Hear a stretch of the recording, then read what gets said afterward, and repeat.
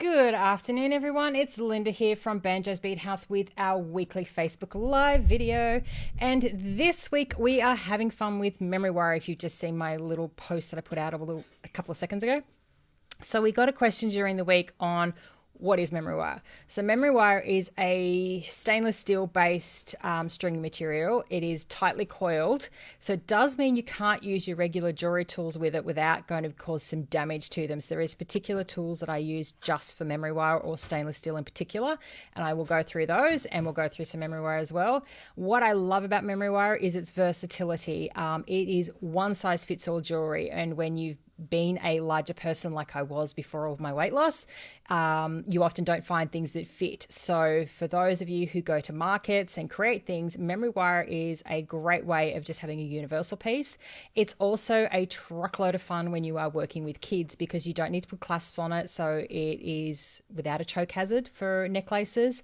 There is ring options, there's bracelet options, and there's necklace options. So it's a really versatile and fun material to have some fun with. And hello, Kelly and Sil, thank you for joining us. So I'm going to tip the camera down. We're going to take a look at some memory wire, some tools, and then have some fun. Okay, let me just get the right camera. Okay, so, oops, I'll get the samples off my desk first. So we use beadle-on memory wire. As I said, it comes in different sizes. It also comes in some funky silver plate. There's possibly some others. I just don't have all of it on range in front of me. So you've got necklaces in a couple of different options, so steel and in silver. You've got bracelet shapes. There is your standard size. There is also ovals, which these guys do, so which is a nice actual wrist size, so something to consider and play with.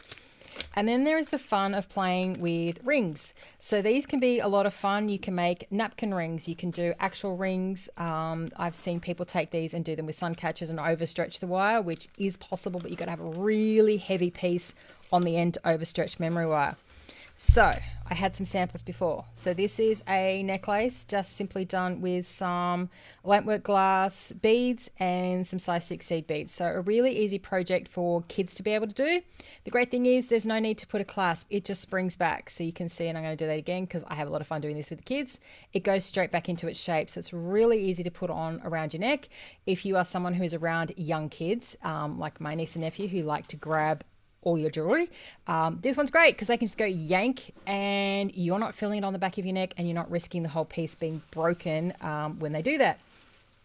You can also do fun things like bracelets, which is the same principle as this, but we've actually made a full count rosary using memory wire, so people can wrap this around their wrists.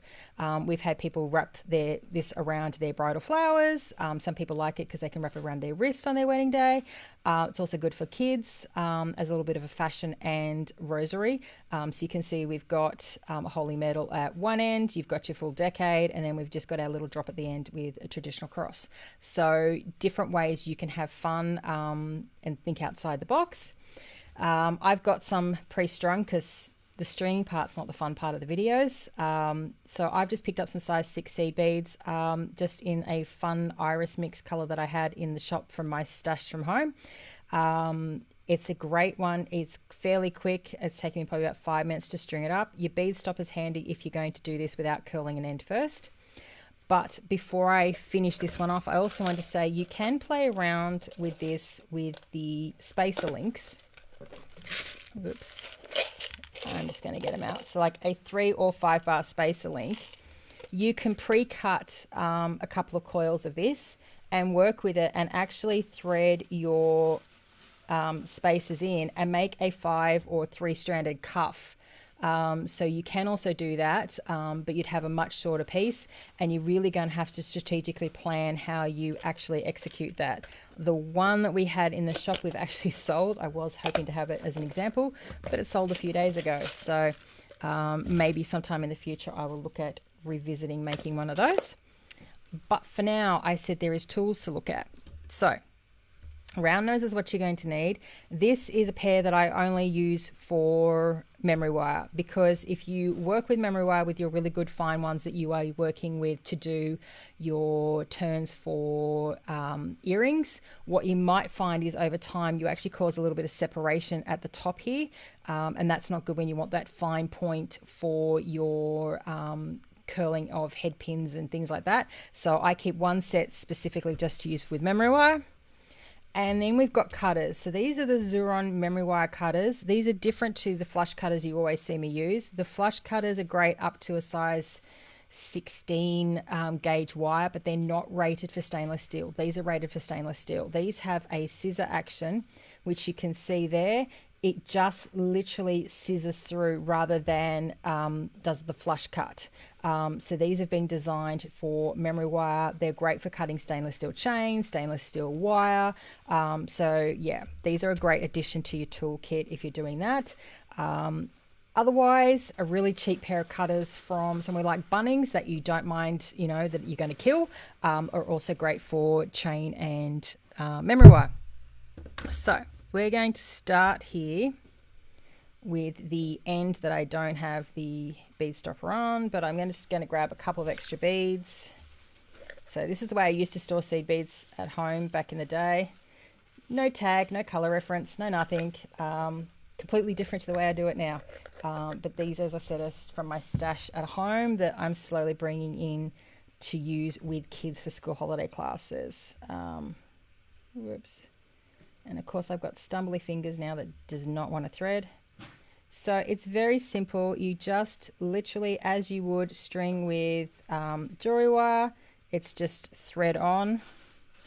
You could attempt to use this like a needle and get a couple of beads on. If you get them really lined up, you can achieve that. But it's really easy to string. The flush cut with these doesn't make this as sharp as where I've done it with Bunnings pliers and put a really sharp cut, and I have actually cut myself with memory wire. So it is something to be aware of, that it can get a very sharp edge on it. So just be careful with that. But as I said, it's a really fun, stretchy, versatile material, and I'm hoping I can show you one of the kids' favorite tricks with it in just a second. So if you don't want to sit here and then, you know, plow all of this to the end, if you've cut yourself a really long link, you can stretch it like a slinky does. And this is going to probably go past my camera. I mean, I can pull it through like that with my finger, but if I now invert it and go this way, you can see the beads spinning. So hopefully you caught that on action. This is something the kids have a lot of fun treating this as a giant slinky and getting the beads to move around. Always a lot of fun during school holiday classes and when we ran them birthday parties. But yeah, it just means you've got a lot more entertainment with the kids. I have finished bracelets off for people that are literally this long with this many beads, and then they can use it as a fidget tool. So lots of possibilities. But to finish off, grab your trusty pair of round nose pliers. There are memory wire pliers as well that are like my bail pliers. They are a fixed size. I just happen to have these around before I discovered those.